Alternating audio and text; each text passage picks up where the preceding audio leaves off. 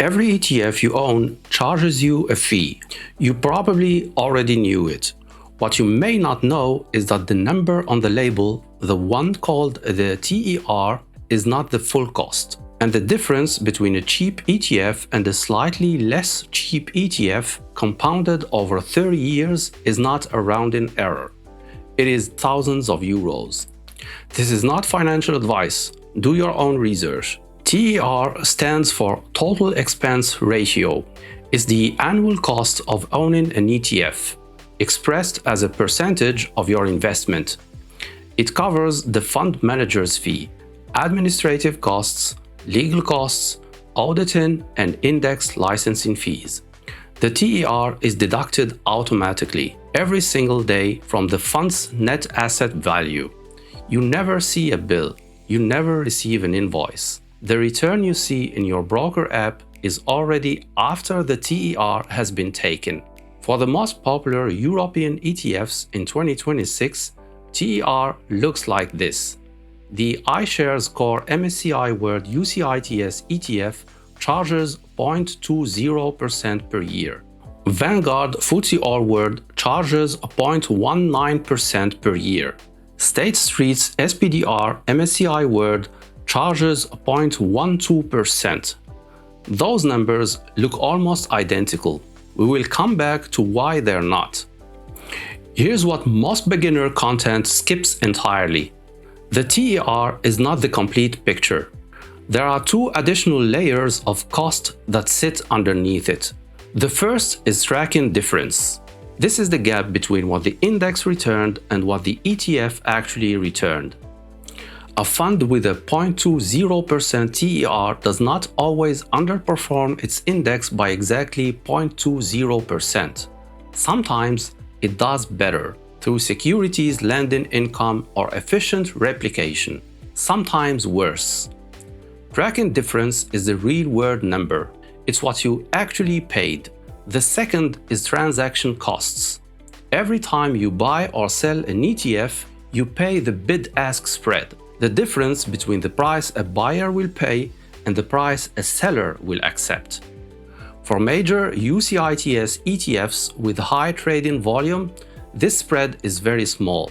For niche or illiquid ETFs, it can be significant. The TER is the headline. Tracking difference is the truth.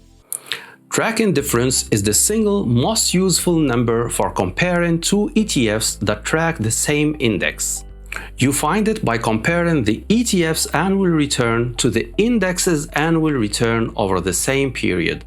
If the MSCI World returned 10% and the iShares fund returned 9.85%, the tracking difference was 0.15%.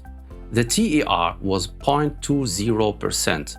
The ETF actually costs you less than the label suggested, because the fund earns securities lending income that partially offsets its costs.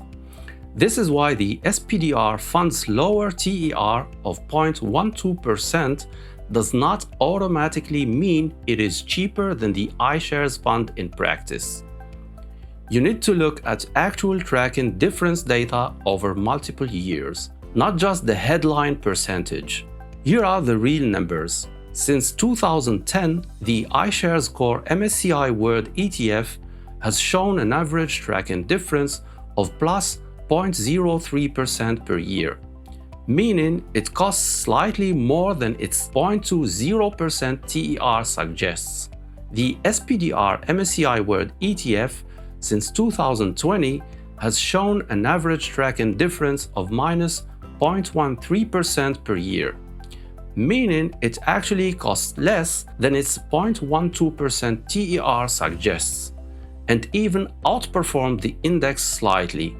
TrackingDifferences.com lists this exact metric for all major European ETFs. That's the number to check before you invest. Now, let's look at what these percentages actually mean over a long horizon. Take two investors. Both invest 10,000 euros as a lump sum. Both hold for 30 years. Both get 7% gross annual return from the market. The only difference is the fund they chose. Investor A holds a fund with a 0.20% TER. Net annual return 6.80%. After 30 years, 71,968 euros. Investor B holds a fund with a 1.28% TER. The average ongoing cost of an actively managed Europe equity fund in 2024, according to the SMEA's own market data. Net annual return 5.72%. After 30 years, 53,054 euros. The difference is 18,914 euros on a single 10,000 euros investment, not from picking better stocks, not from time in the market, just from the fee on the label. Now apply that to a portfolio that grows to 250,000 euros or 500,000 euros. The fee drag compounds on the full portfolio value every year. The absolute cost in euros grows as the portfolio grows. This is why fees matter more over time, not less. For European investors in 2026, the practical comparison is straightforward. These three major UCITS ETFs all track broad developed market or global indices at costs between 0.12% and 0.20% per year. These are all genuinely low-cost options. The difference between them over a lifetime of investing is real, but not dramatic. A few thousand euros at most on a typical portfolio. The real cost comparison is between any of these and an actively managed fund.